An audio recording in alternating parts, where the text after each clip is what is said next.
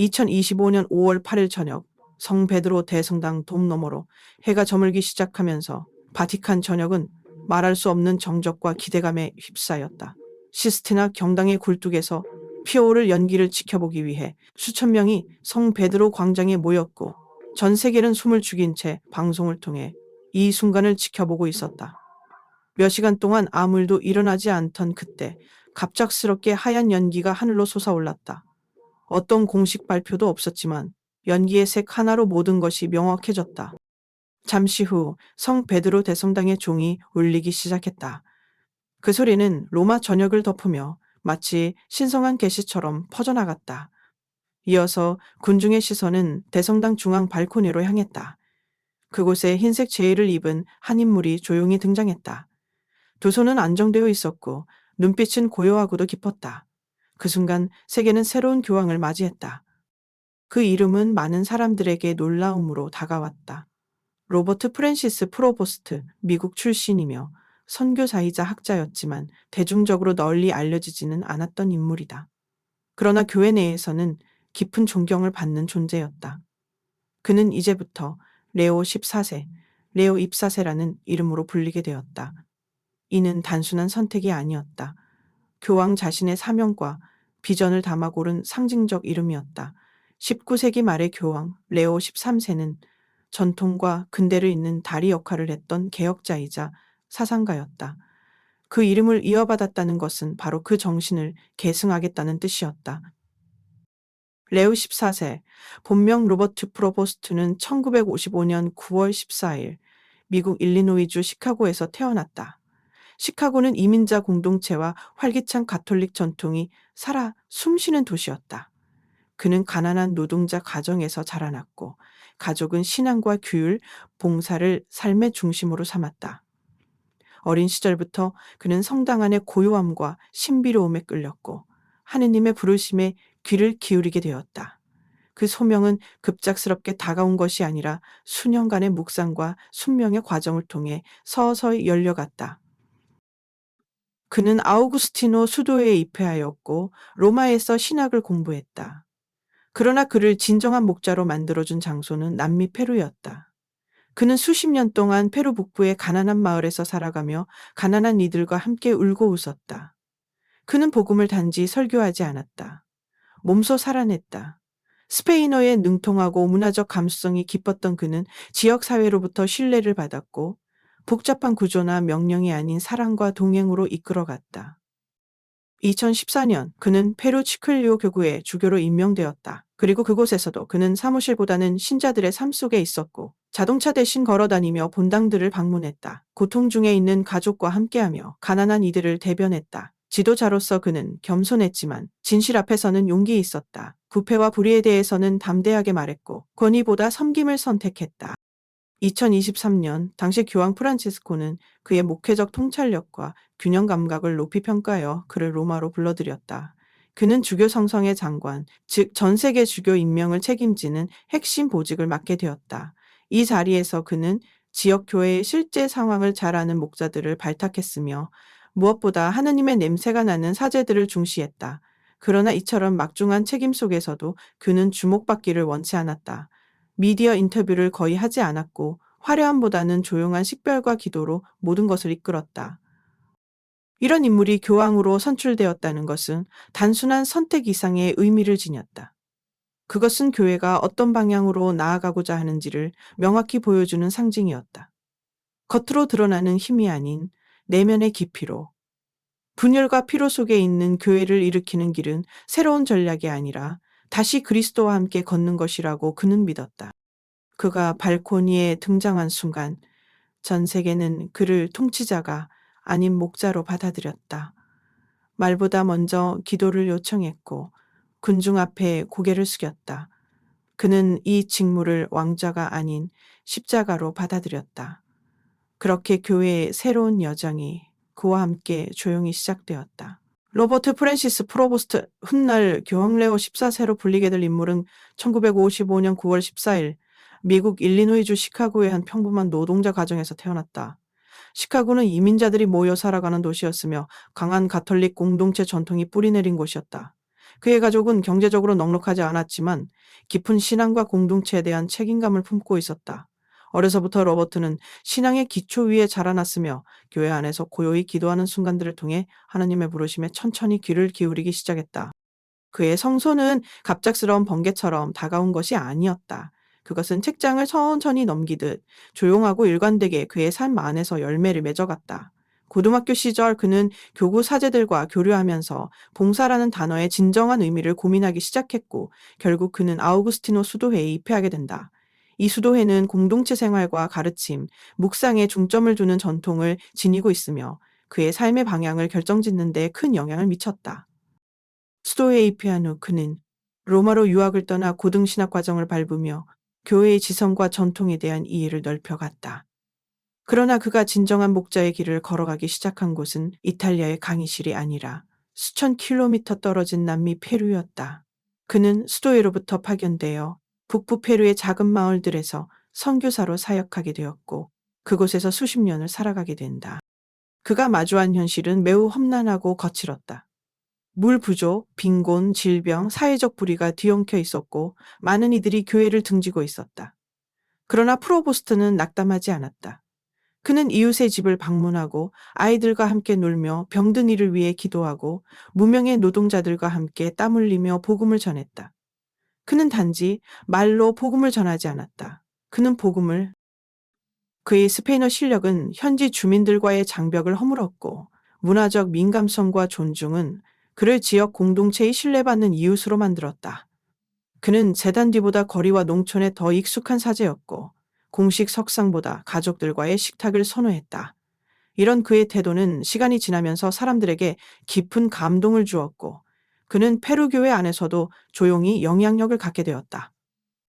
2014년 그는 페루 북부의 작은 교구인 치클리오의 주교로 임명되었다. 이곳에서 그는 행정적 권위보다는 함께 걷는 목자로 기억되었다. 그는 사무실보다 길 위에서 더 자주 목격되었고, 자동차 대신 자신의 두 발로 본당들을 순회하였다. 장례식에 참석하고 가난한 가정의 식량을 나누며 슬픔에 잠긴 사람들과 함께 앉아 침묵을 지켰다. 그는 사람들 곁에서 하느님의 현존을 체현하는 삶을 살았다. 그의 리더십은 단순한 겸손만이 아니라 용기를 동반한 것이었다.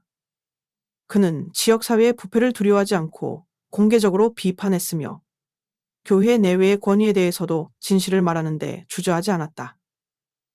신자들은 그를 두고 침묵의 사제이지만 진리를 말할 때는 누구보다도 강했다고 기억한다. 이러한 삶은 결국 바티칸의 주목을 받게 되었다. 2023년 교황 프란치스코는 그를 로마로 불러들여 전 세계 주교 인사를 담당하는 주교 성성의 장관으로 임명했다. 그는 세계 각국의 교회 상황을 폭넓게 이해하고 있는 인물로 평가받았고, 지역교회와 밀착된 감각을 갖춘 인물로서 전통과 개혁의 균형을 잡을 수 있는 지도자였다. 그가 선택한 주교 후보자들은 대부분 현장에서 냄새나는 사목자였다. 정치적 성향보다 기도하는 자세, 권위보다 공감 능력을 가진 이들이었다.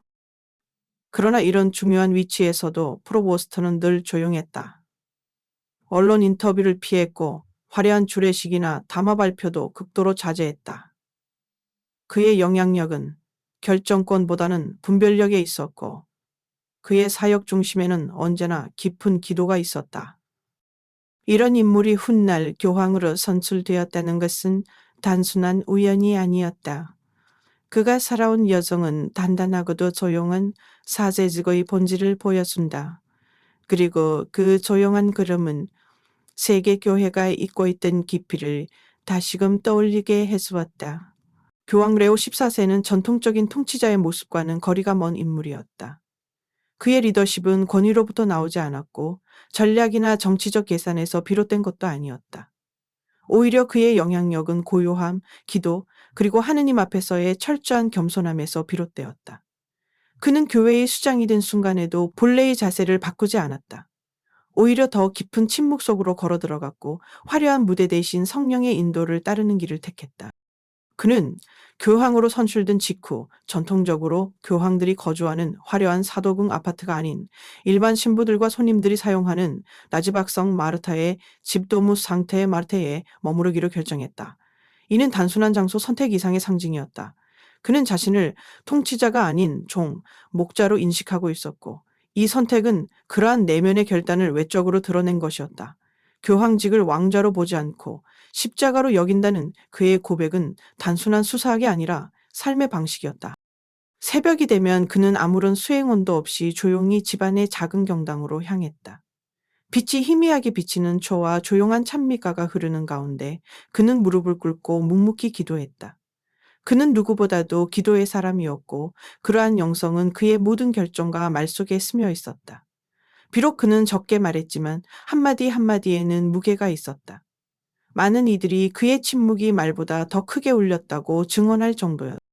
바티칸 고위 관계자들과의 회의에서도 그는 화려한 연설이나 명령을 내리지 않았다. 그는 귀를 기울였고 묻고 기다렸다. 그리고 한 가지 공통된 질문을 자주 던졌다. 당신은 누구를 위해 일하고 있습니까? 그것은 단순히 행정보고가 아닌 영적 각성을 요구하는 질문이었다. 그는 숫자나 통계를 먼저 묻지 않았다. 대신 사람들은 어떻게 지내고 있습니까? 전쟁으로 고통받는 실학교의 상황은 어떻습니까? 우리는 잊힌 이들을 정말 기억하고 있습니까? 전쟁으로 대화를 열었다. 그의 첫 비공식 사적 면담 대상은 세계 지도자나 고위 성직자가 아니었다. 그는 라틴 아메리카에서 온 장애인 순례자들을 먼저 만났다. 그 만남에서 그는 단상으로 올라가지 않았다. 대신 한 휠체어 탄 소년 곁에 조용히 무릎을 꿇고 어깨에 손을 얹으며 미소 지었다.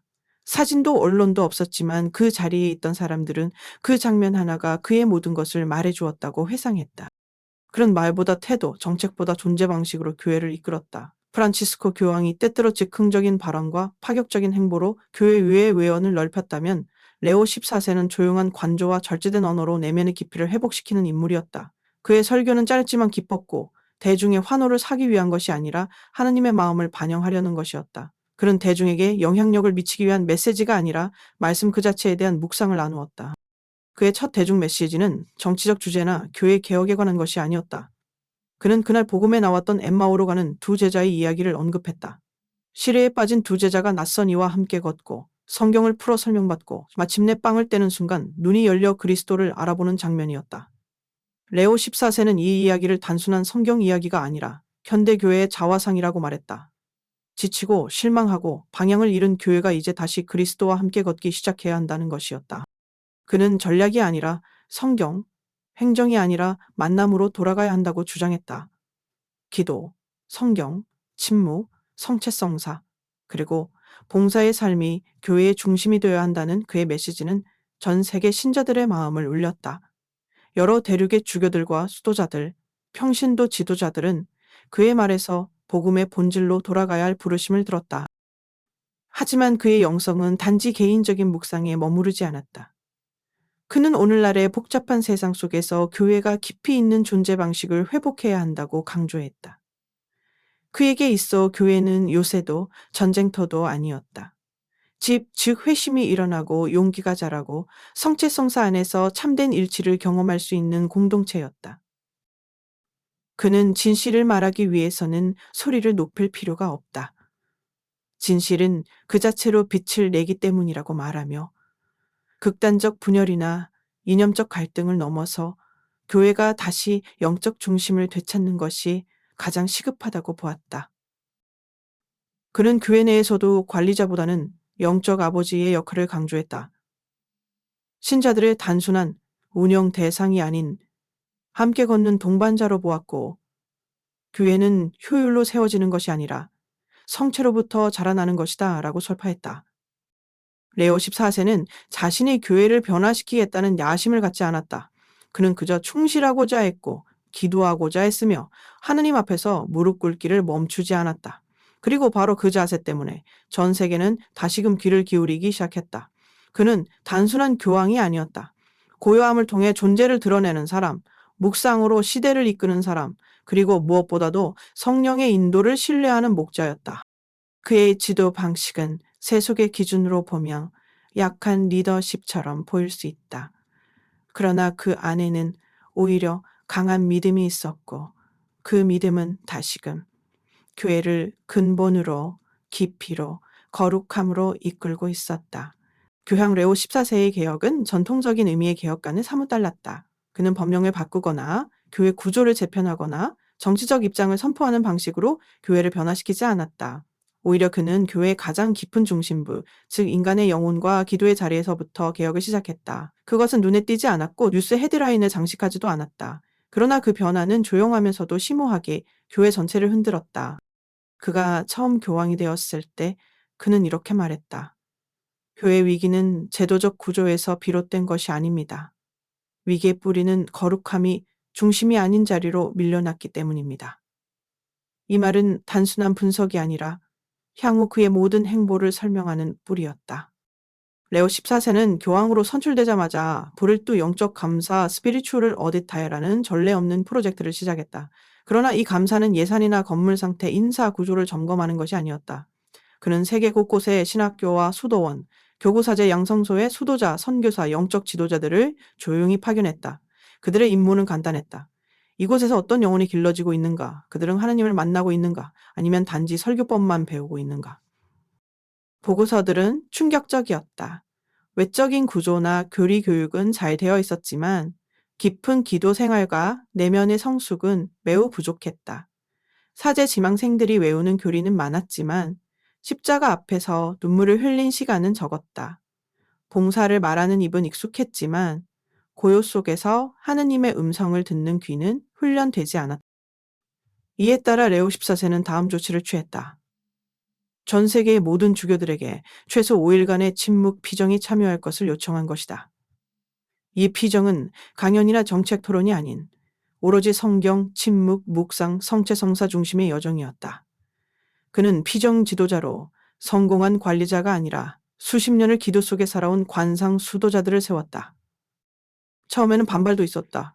일부 주교들은 교회 행정의 바쁜 일정 속에서 이 피정이 비현실적이라고 느꼈다. 그러나 그들 대부분은 피정 후 필요했던 정화의 시간이었다고 고백했다. 오스트리아의 한 베네딕도 수도원에서 열린 피정에서는 휴대폰을 맡기고 침묵 속에서 식사하고 매일 성체 앞에 앉아 십자가의 상처를 묵상하는 시간을 보냈다. 나는 그동안 하나님 앞에서 너무 말하는 법만 배웠다. 이제는 머무는 법을 배우겠다. 레오 14세는 이와 같은 영적 정화가 교회의 모든 회복의 출발점이라고 보았다. 그는 이렇게 말했다. 정책으로는 교회가 변화하지 않습니다. 변화는 성체 앞에서 시작됩니다. 그래서 그는 각 교구가 행정 담당자를 늘리는 대신 기도하는 이들을 세울 것을 촉구했다. 중요한 결정을 내리기 전에는 1시간 이상 성체 앞에 머무를 것, 회의보다 먼저 고해 성사실을 찾을 것, 그리고 설교보다 먼저 성경을 읽을 것을 당부했다. 그는 성직자의 리더십 배려한 통념도 뒤흔들었다. 더 이상 교회는 관리장 주교를 원하지 않는다고 강조했다. 그는 사람들이 필요한 건 지도자가 아니라 아버지입니다. 눈물을 닦아주고 꼬의 성사를 들어주고 함께 올 수 있는 목자 말입니다. 라고 말하며 교회의 리더십을 신뢰와 기도의 기반 위에 다시 세우려 했다. 뿐만 아니라 그는 수도 공동체들에게도 질문을 던졌다. 당신들의 설립 정신은 지금도 살아 있습니까? 아니면 단지 박물관 속 유물처럼 보존되고 있습니까?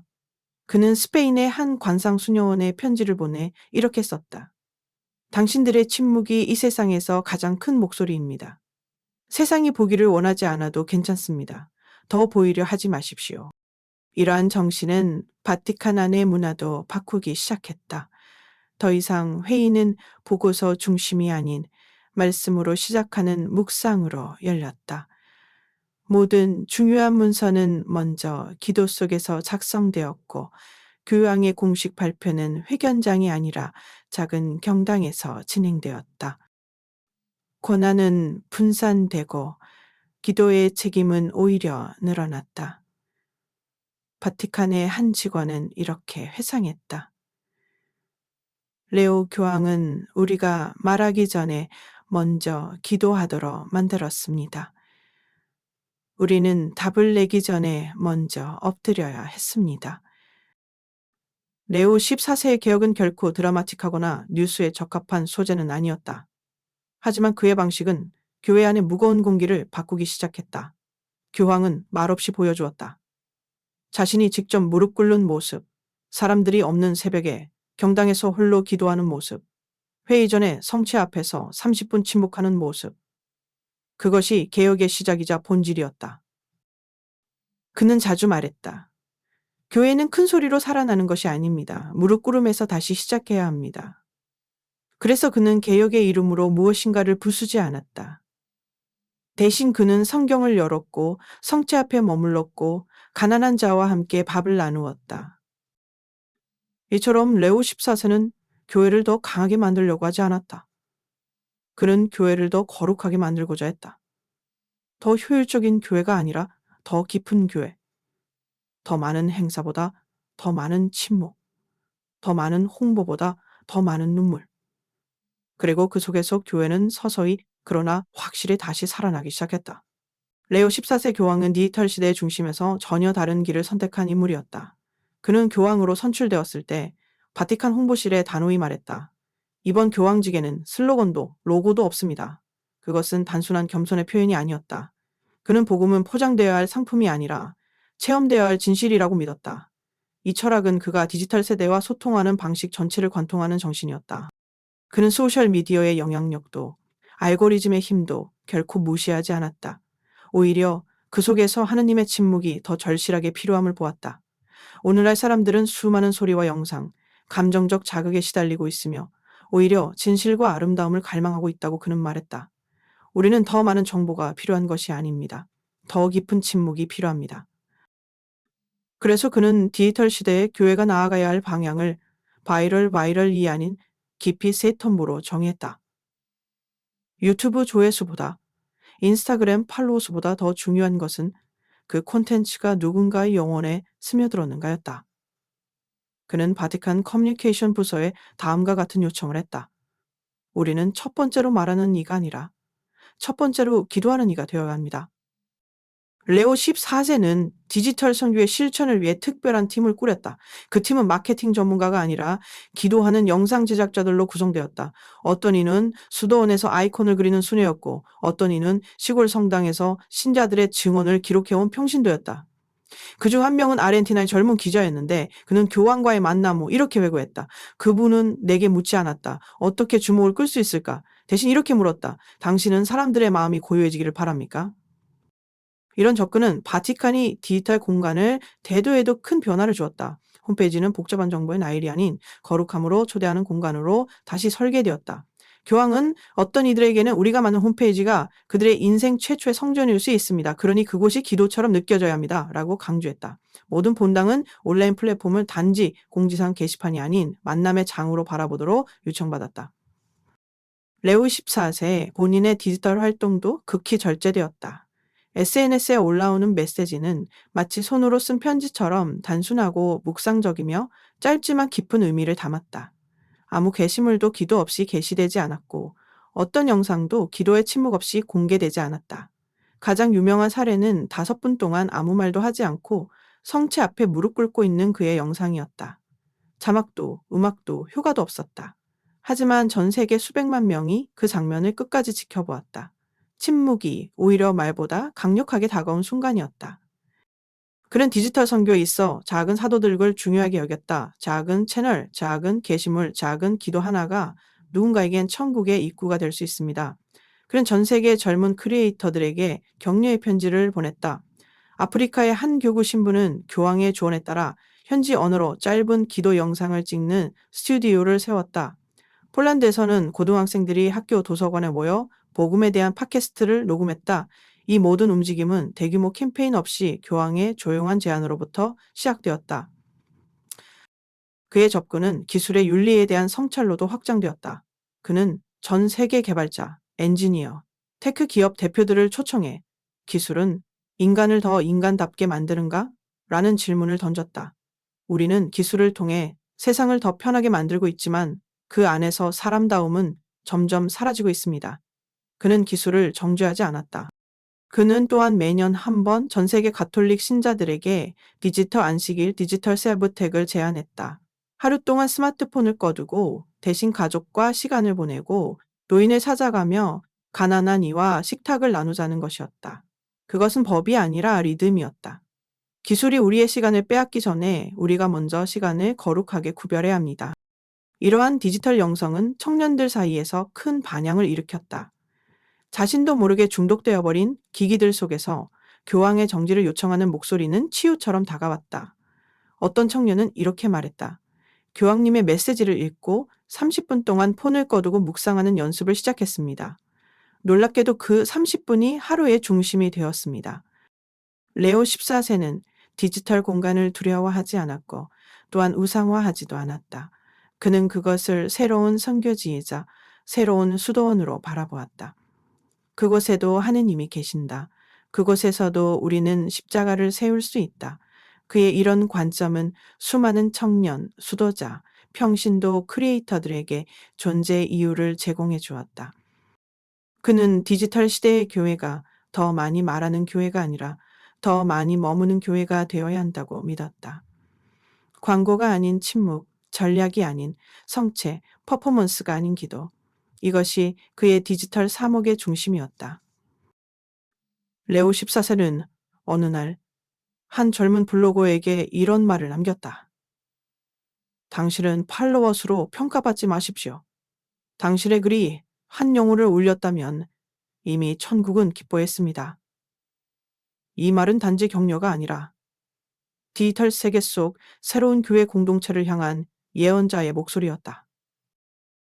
그리고 오늘날 조용한 기도 영상 하나, 묵상의 한 문장이 교황의 그 침묵 속에서 피어난 메시지가 세상의 소란 속에서 여전히 진리를 갈망하는 이들의 마음을 두드리고 있다. 레오 14세 교황은 자신의 교황직 초기부터 분명히 했다. 교회의 사명은 승리하는 것이 아니라 하나 되는 것이다. 그는 예수께서 최후의 만찬에서 드린 기도를 인용하며 말했다. 주님은 우리가 영향력을 갖기를 기도하지 않으셨습니다. 주님은 우리가 하나가 되기를 바라셨습니다. 그는 이 시대가 단절과 분열, 경계짓기와 배척으로 얼룩져 있다고 진단했다. 정치적으로, 이념적으로, 심지어 종교 내부에서도 사람들은 서로를 규정하고 대립하며 점점 멀어지고 있다. 바로 이런 시대 속에서 레오 14세는 교회가 택해야 할 길은 다리를 놓는 사람, 침묵 속에서 경청하는 사람, 논쟁보다 동행을 택하는 사람이 되는 것이라 선언했다. 그는 교황으로서 첫 국제 방문 중 하나로 예루살렘 외곽에 위치한 다종교 공동봉사센터 아브라함의 집을 찾았다. 그것은 유대교, 이슬람교, 기독교 신자들이 함께 모여 가난한 이웃을 섬기고 식사를 나누는 공간이다. 그 자리는 어떤 회견도 연설도 없었다. 그는 말없이 신발을 벗고 테이블에 둘러앉아 이맘과 랍비와 함께 빵을 나누었고 잠시 함께 침묵을 지켰다. 나중에 누군가가 그 만남에서 무슨 대화가 오갔는지 묻자 교황은 이렇게 대답했다. 우리는 들리기 위해 말한 것이 아니라 사람으로서 앉아 있었을 뿐입니다. 이러한 무장해제된 겸손함은 오랜 세월 로마와 긴장 관계에 있던 동방 정교의 지도자들에게도 감동을 주었다. 콘스탄티노플 총대주교와의 첫 만남에서 레오 14세는 먼저 말하지 않았다. 그는 함께 기도하자고 요청했다. 그리고 두 사람은 서로의 모국어인 라틴어와 그리스어로 주님의 기도를 함께 바쳤다. 그 기도는 단지 예식이 아니라 오래된 상처를 품은 사랑의 통증을 함께 느끼는 순간이었다. 나중에 그는 이렇게 말했다. 우리는 너무 오래 떨어져 있었고 그 침묵 속에서 세상은 더 고통받았습니다. 카톨릭 내부에서도 그는 이념과 형식, 전통과 개혁 사이의 갈등을 듣는 사랑으로 다가섰다. 전통주의 공동체의 지도자들과 만나서는 그들의 걱정에 귀를 기울였고 중세 라틴어로 대화하며 아름다움과 경건함이 사라지는 것에 대한 그들의 아픔을 받아들였다. 그는 그들에게 비난하지 않고 이렇게 말했다. 당신들의 사랑은 이 테이블 안에 설 자리가 있습니다. 반면 현대적이고 카리스마적인 공동체들과의 만남에서도 그는 눈을 감고 뜨거운 찬양 속에 함께 머물렀다. 그들에게는 단지 한 가지 질문만 던졌다. 당신들의 불꽃의 중심에 그리스도가 계십니까? 그의 접근은 결코 형식에 얽매이지 않았다. 중심은 오직 하나, 진실된 신앙과 성령의 인도였다. 레오 14세는 로마 안에서 예술가와 수도자, 학자와 어머니, 주교와 법조인을 함께 불러 모았다. 그리고 이렇게 요청했다. 우리가 일치한다는 것을 세상에 보여줍시다. 표현은 다를 수 있지만 은총은 하나라는 것을. 이 만남에서 논쟁은 없었고 각자의 이야기가 기도로 녹아들었다. 그의 이러한 일치의 영성은 단지 말에서 그치지 않았다. 그는 바티칸의 조직 구조도 개편했다. 종교 간 대화, 교회 간 대화를 담당하는 위원회에 외교관이 아닌 삶으로 다리를 놓아온 사람들을 임명했다. 어떤 이는 무슬림 마을에서 30년을 살았던 수도자였고 어떤 이는 박해를 겪은 교회에서 형제애를 실천한 주교였다. 그들은 이론이 아니라 흉터와 기도로 대화를 이어가는 이들이었다. 그는 기독교 밖의 전통들에도 같은 마음으로 다가섰다. 모로코에서는 전쟁으로 숨진 이슬람 아동의 무덤 앞에서 말없이 고개를 숙였고, 인도의 시크교 사원에서는 평화의 천을 머리에 얹은 채 경외의 자세로 예배에 참여했다. 일본에서는 교토의 불교 수도원 언덕을 걸으며 스님들과 차를 나누고 침묵의 기도를 함께 드렸다.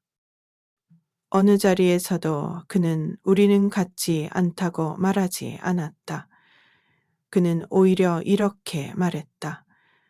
우리는 똑같이 가난한 사람들, 다친 아이들, 외로운 노인들을 지켜보고 있습니다. 그들 앞에서 우리는 더 이상 논쟁할 수 없습니다. 그는 21세기에 복음하는 논쟁으로 영혼을 얻는 것이 아니라 다시 신뢰를 쌓는 길임을 강조했다. 그리고 그 신뢰는 권위로 얻어지는 것이 아니라 사랑으로 자라나는 것이라고 믿었다. 그는 복음은 변하지 않는다. 그러나 그것을 전하는 손은 매를 씻겨야 한다. 고냈다. 오직 순수한 손이, 사랑의 눈물이, 침묵의 기도가 세상을 변화시킬 수 있다고 그는 확신했다. 세속 언론조차 그의 이러한 모습에 놀라워했다.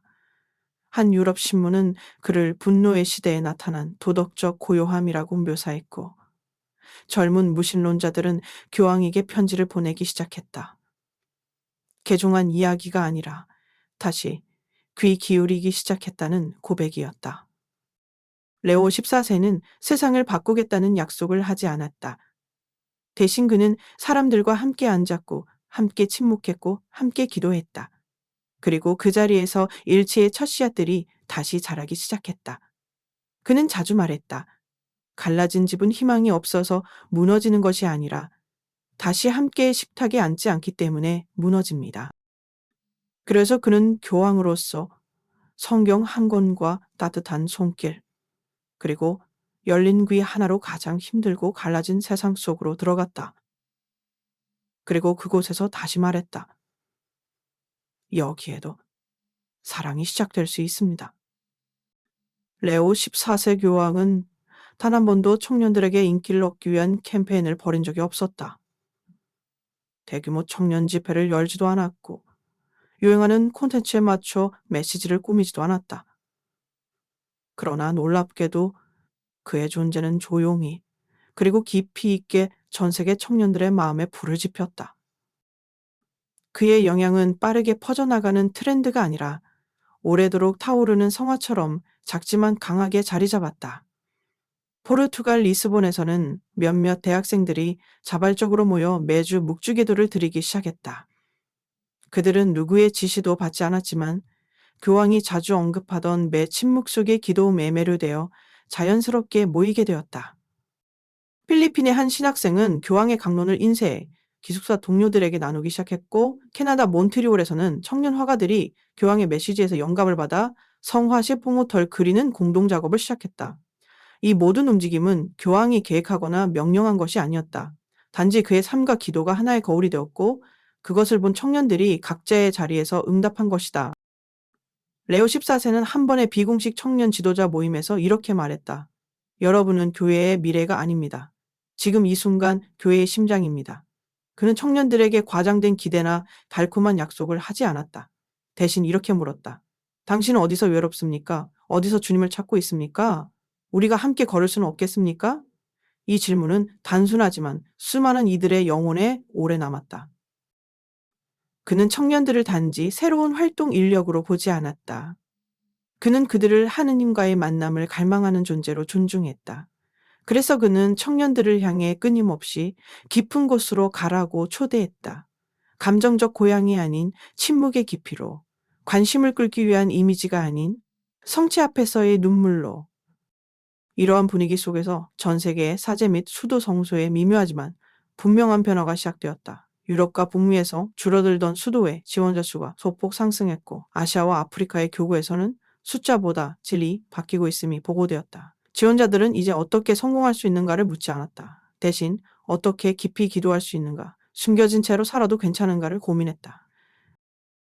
이러한 흐름을 뒷받침하기 위해 레오 14세는 고대 전통에 따라 영적 멘토 제도를 부활시켰다. 그는 각 교구에 요청했다.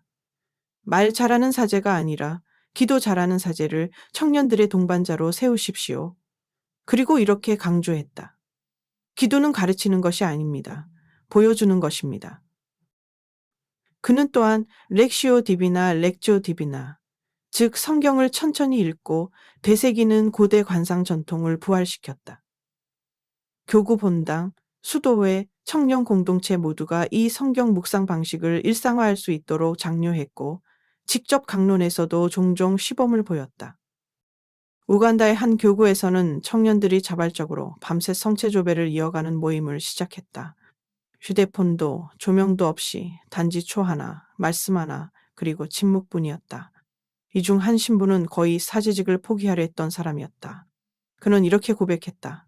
아이들이 나보다 더 오래 무릎을 꿇는 모습을 보고 내가 변명할 수 없다는 걸 깨달았습니다. 레오 14세는 성소에 대한 이해를 사제직이나 수도직으로만 제한하지 않았다. 그는 결혼, 봉헌 처녀 생활, 교사, 간호사, 예술가 등 모든 삶의 형태가 성소일 수 있음을 강조했다. 그래서 그는 바티칸의 익명 편지 모음집 오케, 부르미를 만들었다. 이 책자에는 전 세계 청년들의 진솔한 성소 이야기가 담겼다. 한 편지에는 이렇게 쓰여 있었다. 나는 교사 일을 그만두려 했습니다. 그런데 교황님이 말하셨죠. 교회는 일꾼이 아니라 증인이 필요하다. 그래서 다시 교단에 섰습니다. 이제 매 수업을 조용한 기도로 시작합니다. 누구도 막지 않았고 뭔가 변하고 있습니다. 이처럼 교황의 영향력은 결코 강요된 것이 아니었다. 그는 소리치지 않았지만 수많은 마음의 울림을 남겼다. 그는 대중 앞에서 이렇게 외친 적이 있다. 우리는 더 많은 대답이 필요한 것이 아닙니다. 더 많은 충실함이 필요합니다. 그리고 그가 먼저 무릎을 꿇었기 때문에 수많은 젊은이들이 다시 무릎을 꿇기 시작했다.